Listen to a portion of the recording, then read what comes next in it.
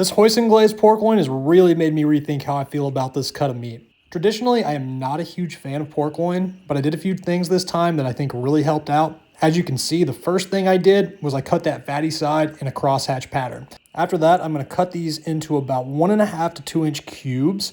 The reason I'm doing this and the reason I did the crosshatch pattern is just to make as much surface area on that pork as I can so it can crisp up. Now for the glaze, I mixed hoisin sauce, hot sauce, honey, some ginger paste, a little bit of pepper satay, and some Chinese 5-spice. I mixed that up and tossed it with the cubed pork until it was well coated and marinated that for about 4 hours. After that, I threw it on a hot griddle, making sure to flip that pork as needed. I wanted to get it nice and brown on each side until the internal registered about 140 to 145 degrees. Really, I wanted it about 140 so it could come to 145 when it was resting. Then I tossed the pork loin in the sauce one more time so it was nice and sticky. And I will say I reserved one more cup that I did not mix with the pork so that my wife could dip it in at the end. Enjoy, y'all.